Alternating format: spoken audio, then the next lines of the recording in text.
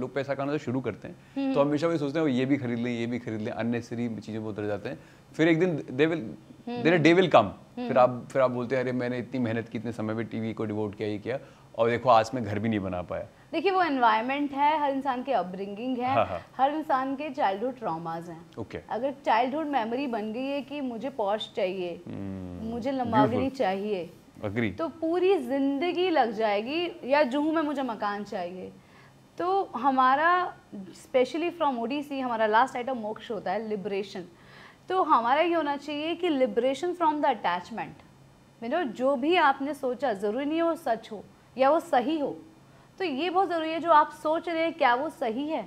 आज अगर मैं सोचने लग जाऊँ कि मीरा रोड से जुहू में मैं फ्लैट ले लूँ विच आई कैन अफोर्ड ईजीली जो है, बट मैं नहीं चाहती कि वहाँ जाके मेरे खर्चे और बढ़ जाएं और आफ्टर 10 years बाद मुझे ऐसा लगे जब मैं काम नहीं कर रही होंगी 5-6 साल कि यार मियाँ रोडी ठीक था, एटलीस्ट वहाँ सब्जियाँ सस्ती थी, वहाँ ये सब सस्ता था, वहाँ कपड़े सस्ते थे, तो बहुत फ़र्क पड़ जाता है। तो मैंने शुरू से ना घर को सिर्फ उतना ही देखा है कि भाई ये मेरे सोने की जगह, ये मेरा शयन कक्ष है और मेरा एक इतना ही बड़ा जगह है जो मेरे डांसिंग रूम है और ये मेरा है अपना, यहाँ मैंने डांस करना है, मैंने अपनी तपस्या करनी है, अपनी साधना करनी है, मुझे अपना वर्कआउट अपने ऊपर खर्च करना है। तो फॉर मी हमारी अपब्रिंगिंग ऐसे हुई है, इसमें कोई भी रॉन्ग नहीं है, मेरी भी आपकी भी, जो हमको शुरू से ये बोला जाता है कि luxury is having a good car, luxury is having a good bag, having a good cloth. आज मैं पॉपुलर फिल्म में cotton sari and cotton cloth पहनने में ज़्यादा बिलीव करती हूँ। सो but at the same time when you grow up and when you heal yourself, when you go into meditation or spiritual journey, I am thankful to ODC once again, classical dance form of India. So वो जगन्नाथ मंदिर में किया जाता है, Konark temples में उसकी भाव भंगिया बनी हुई है, it's a part of puja ritual. तो when you are connected to prayers, when you are connected to your consciousness, तो आपको ये सद्बुद्धि आती है कि what is real things for me, तो what is real, क्या मेरे साथ रह जाएगा, रहना तो कुछ भी नहीं है।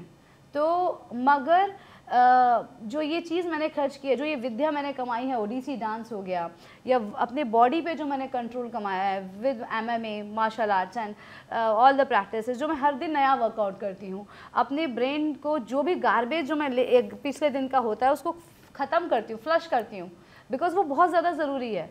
तो आप किन प्रैक्टिस तो दैट आप सही सोच पाओ। आपकी जेनेटिक भी मेमोरी होती है कि आप सोचते हो कि अरे बड़ी कार लाना, अपने रिश्तेदारों में दिखाना, बड़ी गाड़ी, बड़ा घर होना, बंगलो होना, इस तरह से वो पैटर्न हमको मिला हुआ है, बट वो पैटर्न तोड़ना है हमें, लोगों के पॉइंट ऑफ व्यू से नहीं चलना है। वही जो आप मुझे पूछ रहे ट्रॉलर्स को कैसे, वो उनका पॉइंट ऑफ व्यू है, वो वैसे ही बड़े हुए, वैसे क्यों, हर अगर एक्ट्रेस डांस कर रही है तो she has to be polish, तभी हम देखेंगे। और संध्या राठी कैसे ऐसे डांस कर सकती है?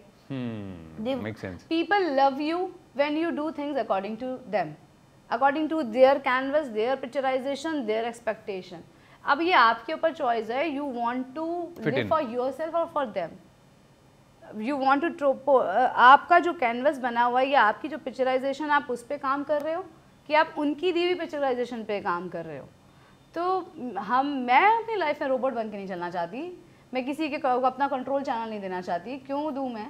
This is my life and biggest responsibility is towards me.